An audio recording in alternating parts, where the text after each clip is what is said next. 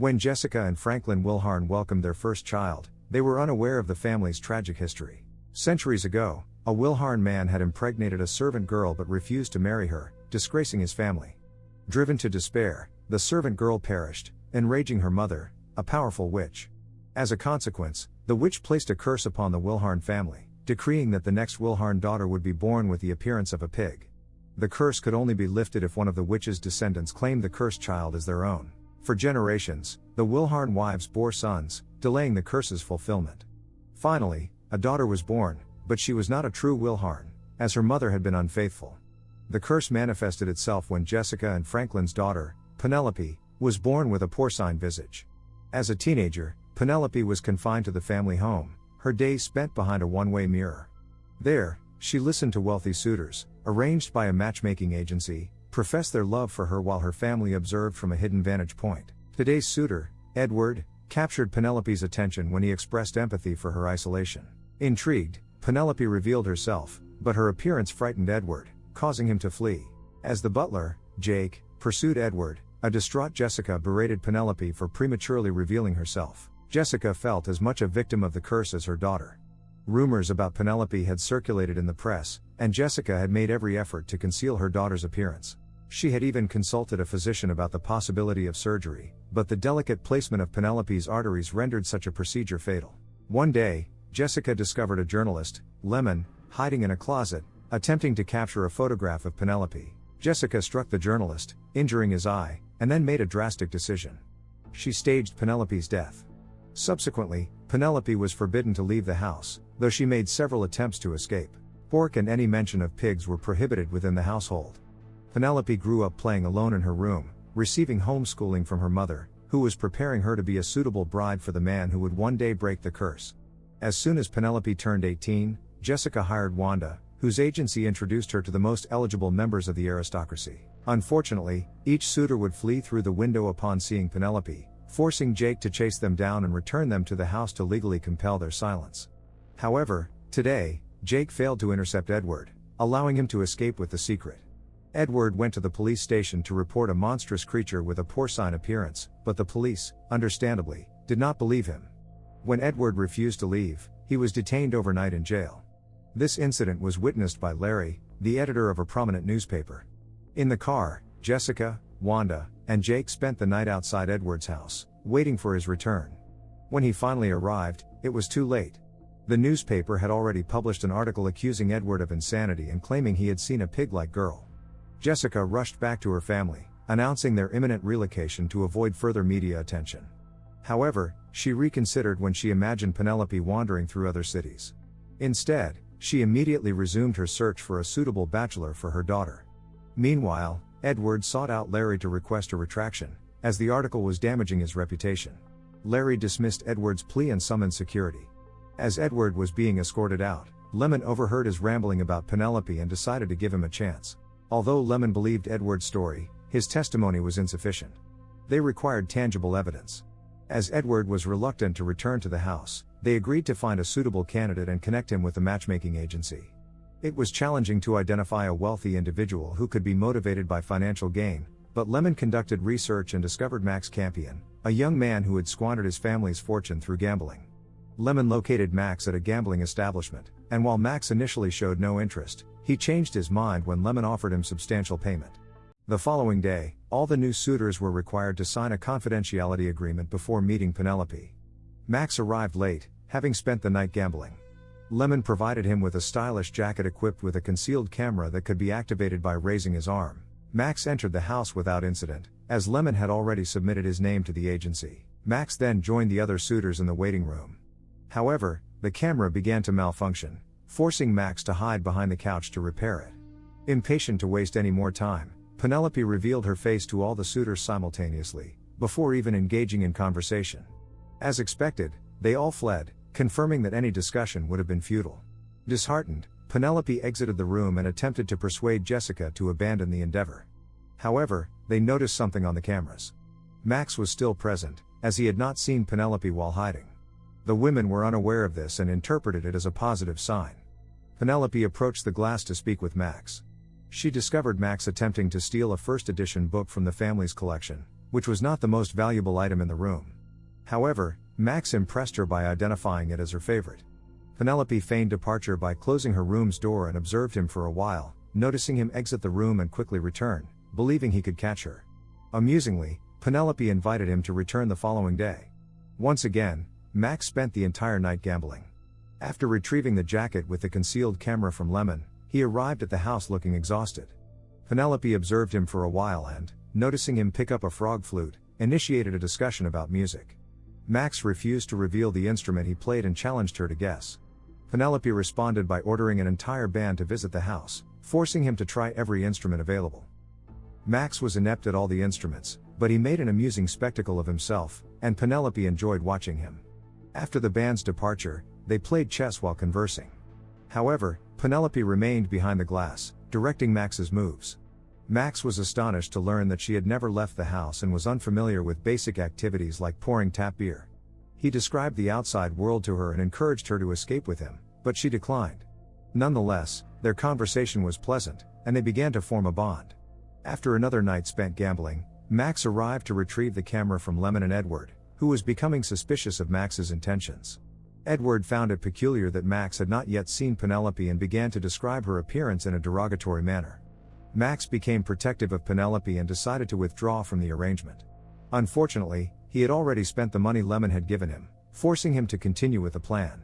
Max visited Penelope, who correctly guessed that his instrument was the piano. He demonstrated his lack of skill on the piano in the room, prompting Penelope to appear behind him and guide his hands on the keys. When Max turned around, he recoiled in surprise at Penelope's appearance. However, he did not flee.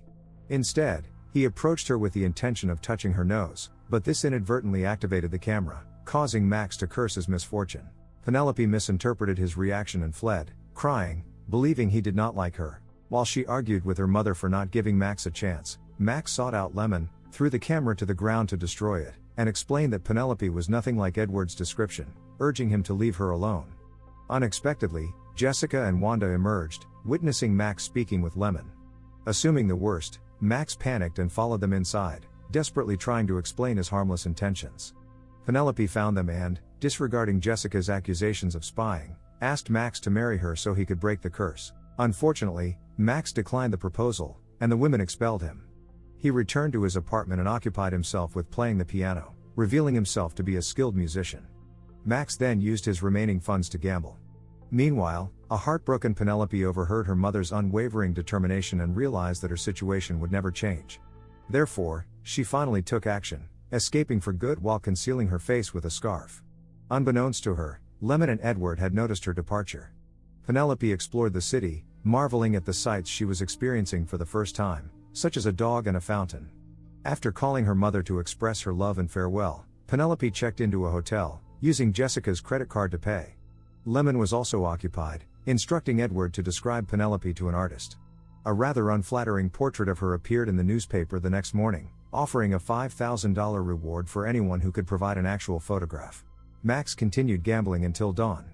Witnessing the table dealer's idea of going home, which involved sleeping and greeting his children before returning to work, Max realized he did not want to reach such a pathetic state. He quit the table while he still had some chips remaining, a departure from his usual behavior. Initially, Jessica hesitated to contact the police, fearing they would see her daughter. However, after discovering the newspaper portrait, she relented. Officer Kroll arrived to request a description, but Jessica was evasive. Finally, Franklin became exasperated and informed the police about his daughter's appearance, urging them to return her. Penelope had also seen the newspaper but continued to explore the city. Upon returning to the hotel, she encountered her parents and Kroll, who had discovered her theft of the credit card and traced her purchases. Penelope managed to escape through the window before they could apprehend her.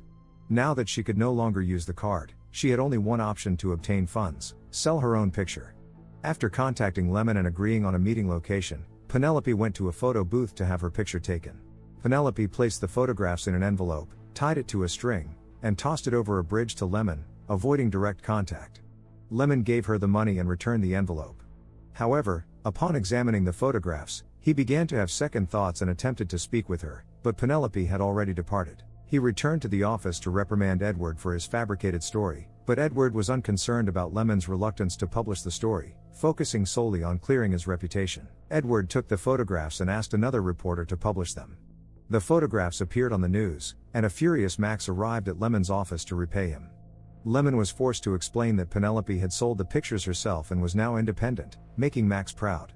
Over the following days, Penelope managed to remain undiscovered, thanks to the scarf. While enjoying her first tap beer at a pub, she befriended a delivery girl named Annie. The two women bonded, and Annie began to take Penelope with her on deliveries, allowing them to explore the city together. Inspired by Penelope's courage, Max visited the place where he had played with his band, apologized to his former boss for his past mistakes, and requested a second chance. The man granted Max a second chance, but not at the piano. To regain his trust, Max had to begin by cleaning the floors. Months passed, and Penelope continued to spend time with Annie, sending her parents postcards of her adventures. By tracing the addresses on these postcards, they finally managed to locate Penelope, who fled upon seeing them. Penelope sought help from Annie, but running with the scarf over her face made it difficult to breathe, causing her to faint upon entering the pub. The last thing she saw was Annie removing her scarf. Later, Penelope awoke in the hospital, surrounded by reporters. To her surprise, Jessica attempted to shield her from the media, but it was too late. The news was already out, and Penelope greeted the reporters, allowing her picture to be taken before leaving with Annie to enjoy some fun without the scarf. The world embraced Penelope, and she frequently appeared in the news as a minor celebrity. She now had friends and enjoyed socializing at bars like a typical young woman. When reporters approached Edward for his opinion, he described Penelope as a monster and declared that she belonged in a cage. Edward's father became enraged at him for his comments, as they could damage their company's reputation. He ordered Edward to rectify the situation immediately. One evening, Penelope was surprised to encounter Max at the pub. He congratulated her and expressed his admiration for her. However, Penelope was still hurt by him and dismissed his words, leaving for home. A greater surprise awaited her there. Edward was proposing marriage. Skeptical of his intentions, Penelope was hesitant to accept, especially now that she had friends. Jessica reminded her that these were not true friends but merely fans amused by a talking pig. She emphasized that this was Penelope's only chance at a normal life. Reluctantly, Penelope agreed. Their engagement was announced in the newspaper, disappointing Lemon. However, even more surprising news came from Larry, who informed Lemon that Max had been arrested for robbery. Lemon struggled to believe this and visited Max in prison, only to find a different man there. It turned out that this was the real Max, and Lemon had mistakenly identified the wrong person at the gambling parlor. The imposter, whose real name was Johnny, had lied to obtain the money. Meanwhile, Penelope's family and Edward attended the theater. Johnny, the imposter, approached them there, attempting to warn Penelope about Edward's true nature. Edward dragged Johnny to the bathroom and convinced him to abandon his interference, reminding him that he was the only one willing to marry Penelope. Johnny reluctantly agreed. Later, Lemon visited Johnny, revealing his knowledge of the truth and questioning his reluctance to marry Penelope.